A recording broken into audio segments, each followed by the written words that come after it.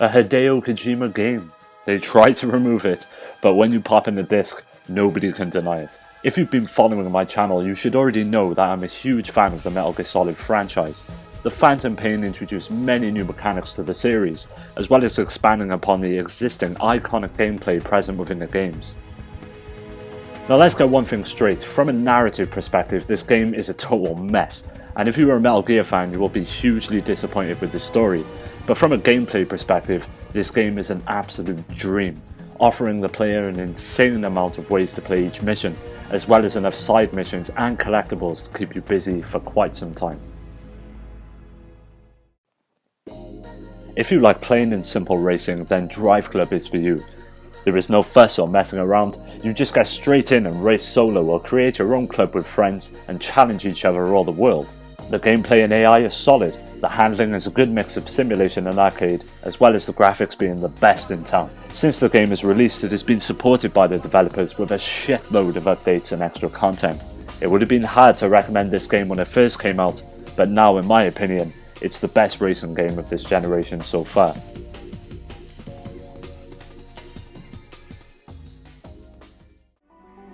Final Fantasy X and II HD. The remakes of these two classic games were masterfully done.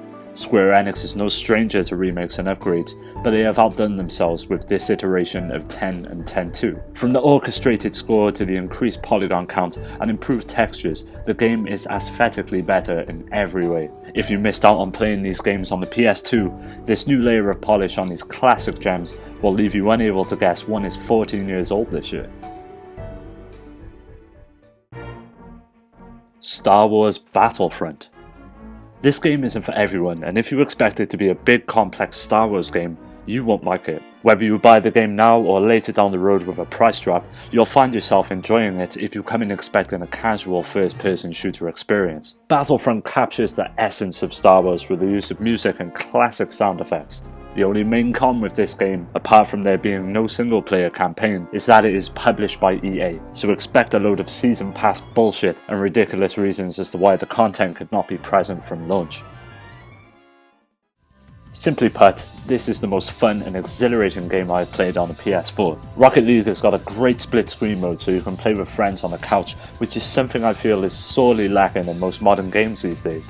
The gameplay is simple enough to entertain first-time players, but complex enough to allow experienced players to refine their skills and pull off incredible plays. This game will have you jumping out of your seat and screaming at your TV.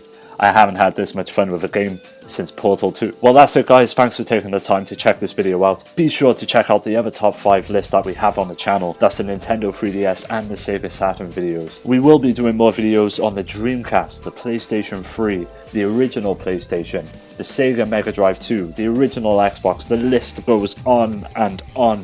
So please look forward to those. You can follow me on Twitter at the VG Show. You can also subscribe to the YouTube channel to stay up to date with what we're doing.